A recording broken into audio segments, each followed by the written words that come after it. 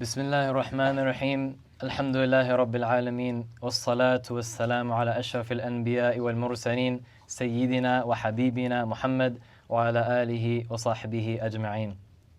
Inshallah, today I will narrate to you a series of ahadith and narrations which at first will seem fragmented, disconnected, and having very little in common.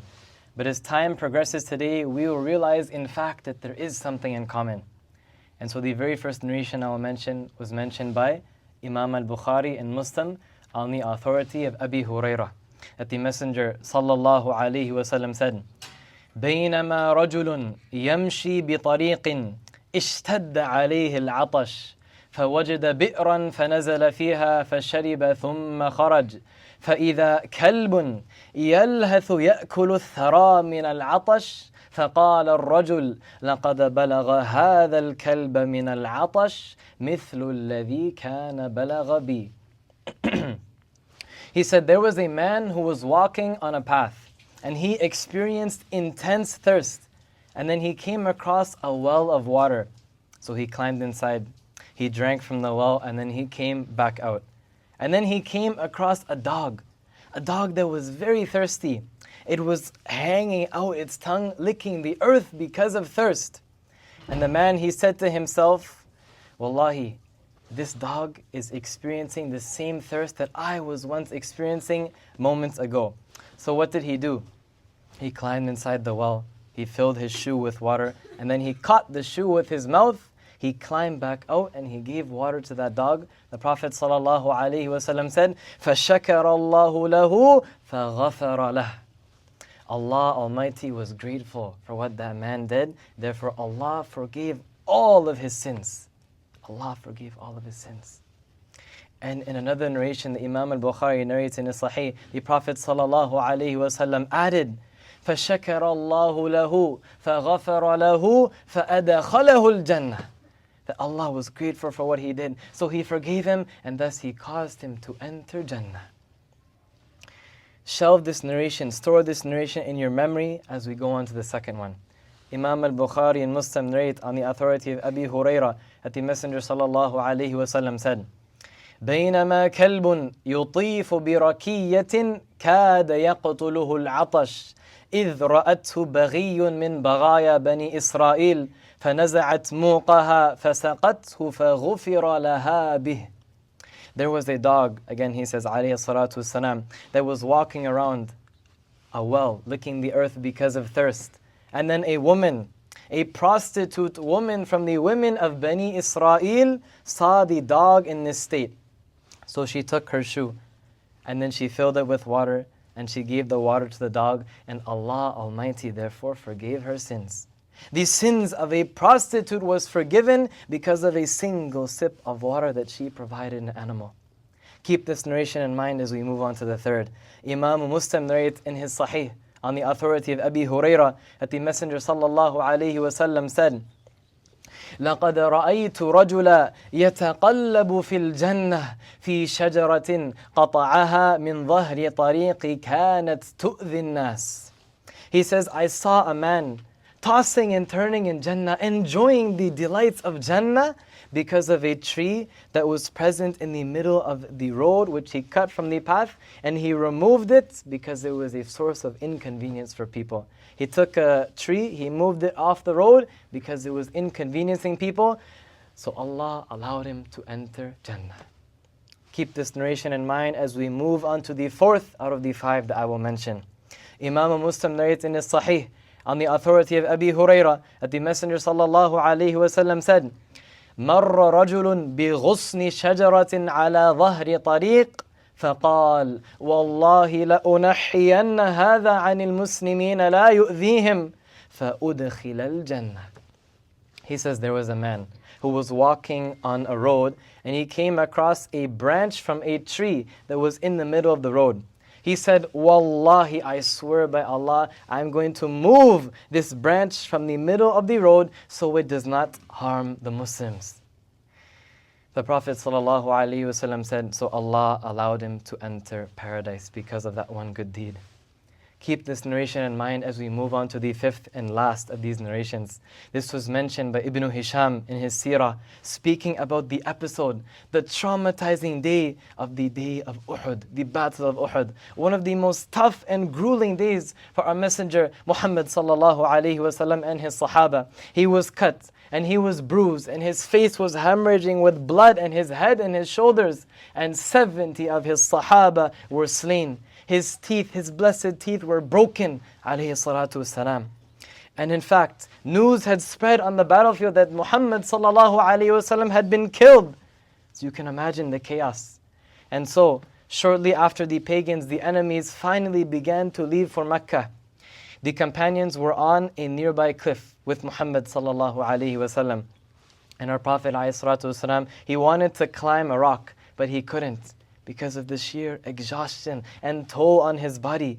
And so listen, Talha ibn Ubaidillah radiallahu an, the Sahabi, having seen the inability of our Messenger to climb, he fell on all fours, allowing the Prophet sallallahu alaihi wasallam to use his back as a platform to climb on him.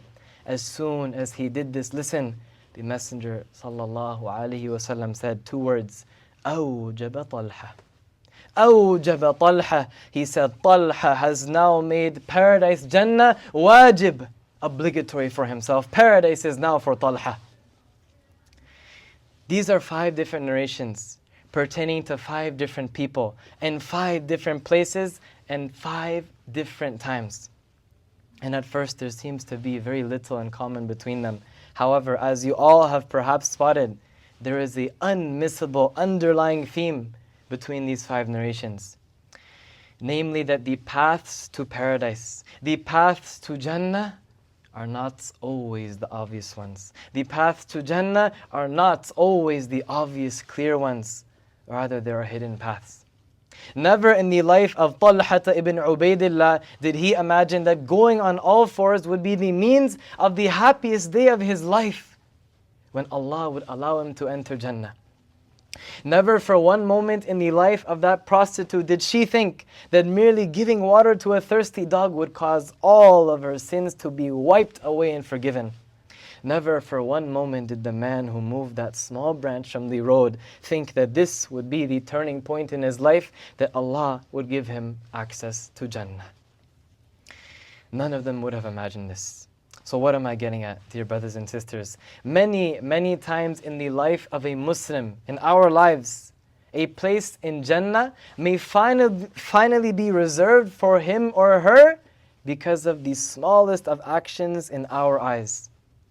Because this is when Allah Jalla Jalaluhu, He sees sincerity within a person. And He sees a genuine desire and craving for Jannah, the home of the hereafter.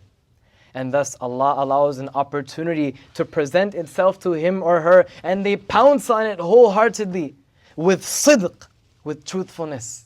Truthfulness when dealing with Allah. And then the days and the months and the years pass, and he forgets completely about that small good deed that he had one day put forward. But little did he notice that that small good deed was in fact his moment. It was his moment that marked the turning point in his life, where his sins would finally be dropped and access to Jannah would be granted.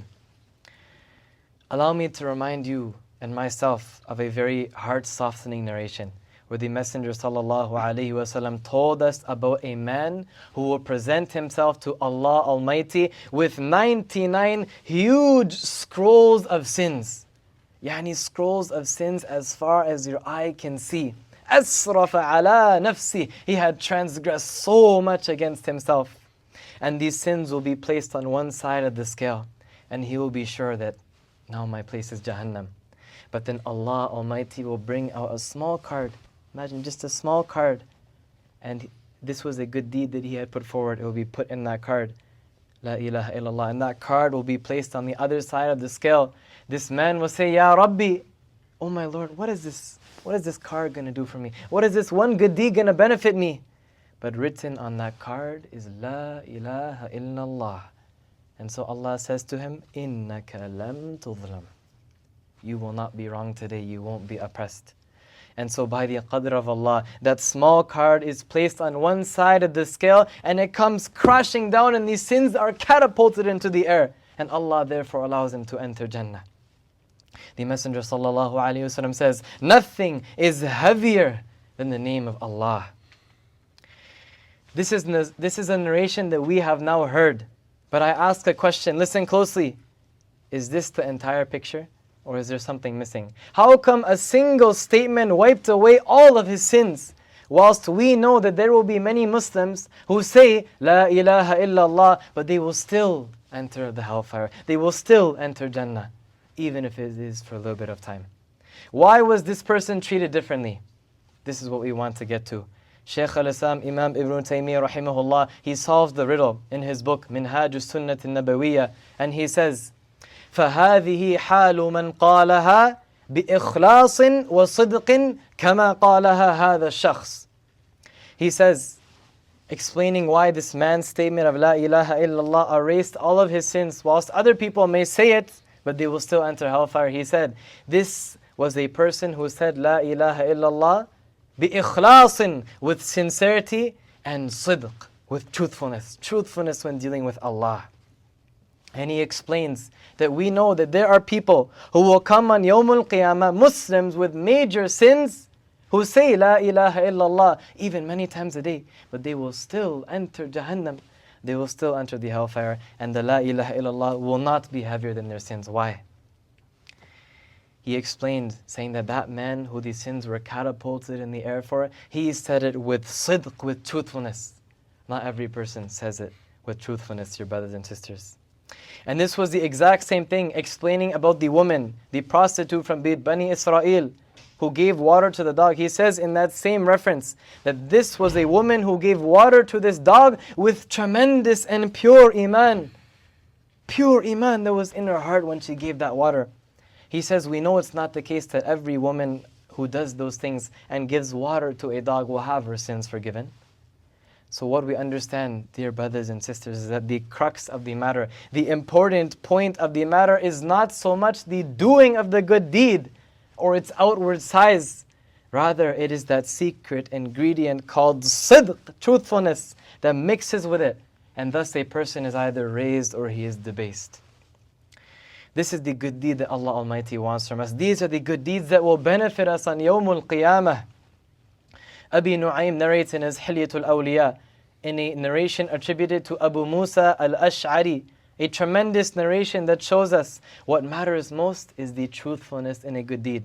Listen to this carefully. He says, speaking about his father, لما حضر أبا موسى الوفاة قال يا بني اذكروا صاحب الرغيف. عجيب. He says, when my father Abu Musa Ash'ari was on his deathbed, he was passing away, he said something. Imagine this for a second. A man is on his deathbed and he is about to say something. He says, Ya bani, O my children. He can say anything, but what does he say to them? He says, اذكروا صاحب الرغيف. Remember the story of the man and the loaf of bread. Ajib. Remember the story of the man and the loaf of bread. So he explains, there was a man who used to be in the past, Abu Musa is explaining. There was a man who had dedicated his entire existence for the worship of Allah in isolation. And he was worshipping his Creator for 70 consecutive years. Imagine, 70 consecutive years he was worshipping Allah. And he would only leave his monastery once a week to seek his basic needs. And so one day when he was going out, Abu Musa says, شَبَّ الشَّيْطَانُ فِي عَيْنِهِ امْرَأَةٍ. Shaitan made a woman seem very attractive to him. So what did he do? He spent 7 nights with her, i.e. 7 nights in the haram. وَإِنَّا لِلَّهِ وَإِنَّا إِلَيْهِ رَاجِعُونَ. And he says, ثُمَّ كُشِفَ عَنِ الرَّجُلِ غِطَاؤُهُ فَخَرَجَ تَائِبًا. He says, then the veils of darkness that had covered this man's senses finally were erased from him. He realized what he was doing, the guilt seeped in. He said, Ya Rabbi, what am I doing? Astaghfirullah. And so he left the woman's house in a state of remorse and tawbah. And every time he would take a step, he would fall on the floor, prostrating to Allah, begging for forgiveness. He had repented. So he kept walking and walking until nightfall came. and he was very tired. He came to a group of 12 destitute, poor men who were gathering outside a particular shop. And he was so tired and exhausted, he just threw himself between two men. There was a monk, a rahib in the city, who would deliver 12 pieces of bread to these 12 poor men on a daily basis. And he would send these bits of bread with his servant. So the servant came, carrying with him the 12 pieces of bread. And he distributed them, not knowing that there is a 13th man there. The repentant man is there. So he gave each of them a piece of bread, and then he came to leave, but one man said, مَا لَكَ لَمْ تُعْطِنِي رَغِيفِي? Why haven't you given me my piece of bread? So the servant says to him, I haven't withheld it. I'm not hiding it. Perhaps I gave someone 2 pieces of bread accidentally, so why don't you ask? So they all said, we only have 1 each. They don't know that that repenting man, he has taken 1 piece of bread. This is where the 12th piece has gone. So the servant of the monk, he said, you are accusing me of keeping your bread for myself. Wallahi la u'tika al-laylata shay'a. Wallahi, I'm not going to give you anything. And he left. So what did the repentant man do? He took his piece of bread and he gave it back to the 12th destitute poor person whom it was rightfully for. And now listen, dear brothers and sisters. فَأَصْبَحَ التَّائِبُ مَيِّتًا. As soon as morning had come, this man had died. The repentant man has died. Now the angels of Allah Almighty are here to weigh up his good deeds and his sins. Listen to this, ya ikhwan and my akhawat. Abu Musa al-Ash'ari, he says, فَوُزِنَتِ السَّبْعُونَ سَنَةً بِالسَّبْعِ اللَّيَالِ فَرَجَحَتِ السَّبْعُ اللَّيَالِ ثُمَّ وُزِنَتِ السَّبْعُ اللَّيَالِ بِالرَّغِيفِ فَرَجَحَ الرَّغِيفِ. He says the angels of Allah Almighty took his 70 years of ibadah, worship. Imagine, 70 years of ibadah, worship. They put it on one side of the scale. And then the angels took those 7 nights of haram, the 7 nights he spent with that woman, he put it on the other side of the scale. Abu Musa says, these 7 nights were heavier than the 70 years of ibadah. So now the hellfire will be his home. But wait, he has a good deed. The raghif, the piece of bread, the piece of bread is placed on the other side of the scale. And the 7 nights of haram, which outweighed the 70 years of ibadah, is placed on the other side of the scale, and the piece of bread was heavier. The piece of bread was heavier, and therefore he entered Jannah.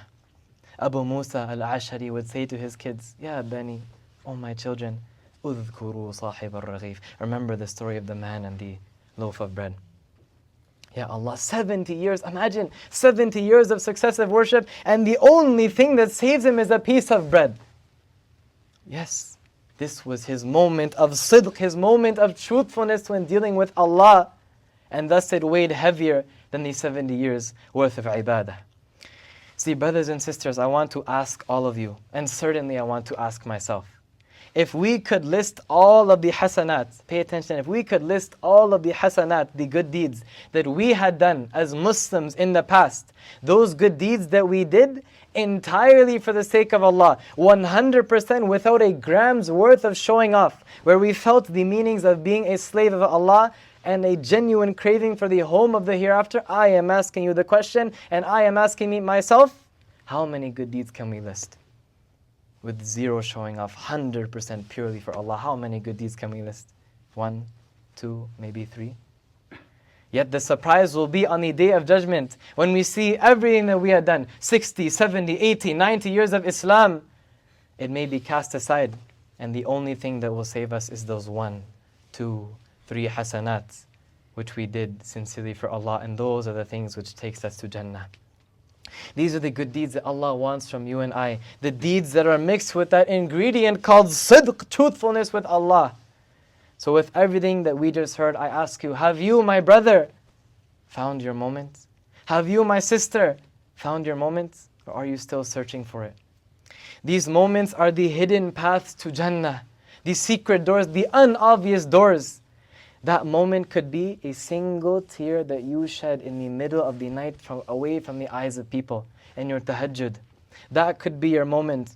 That could be your turning point where access to Jannah is granted. Your moment could be an individual whom you bring with you to an MSA halaqah or event. hoping that Allah will guide him or her. That could certainly be your moment. Your moment could be even inviting someone for a single salah in this room. Maybe they meet a brother, or they hear a reminder, and their whole life trajectory changes. That could be your moment. Your moment, dear brother, dear sister, could be anger that you suppress in the moment of being enraged. Your moment could be a desire, a shahwa, a craving that your body really wants, but you deny. You say, no, I will leave it for the sake of Allah. That could certainly be your moment. Your moment could be food that you place in the mouth of a hungry person or an animal. That could be your moment. Your moment could be a smile in the face of your mother and father. Your moment could be an apology that you give to another Muslim. That could certainly be your moment. Your moment could be relieving a burden from a fellow Muslim, buying him food when he has no money. That could be your moment. My sister, your moment could be deciding to wear the hijab, seeking sincerely the face of Allah with sidq, truthfulness. That could be your moment. Therefore, with this said, my proposition is to myself and to you, my brothers and sisters, that we do not leave a stone unturned in this pursuit of this moment of sidq, this moment of truthfulness. We pounce at it with zeal and enthusiasm every opportunity we see, even if it's small. Even if a brother asks you for a very small thing, pounce at it with zeal and enthusiasm, because this could be our turning point. This could be our moment. Every morning when you wake up, brothers and sisters, make an intention in your heart. Take this as a takeaway.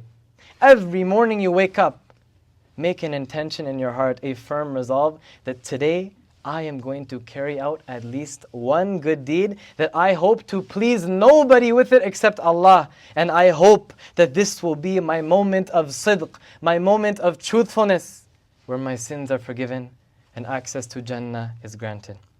And we ask Allah to make us of those people who do not leave a stone unturned and who do not undermine any good deed, even if it is small. And we ask Allah to grant us these moments of truthfulness many times over. And we ask Him to allow those moments to be the reason why we earn His mercy. أقول قولي هذا سبحانك اللهم وبحمدك نشهد ولا إله إلا أنت نستغفرك ونتوب إليك جزاكم الله خيرا. Inshallah we'll be praying Asr Salah now.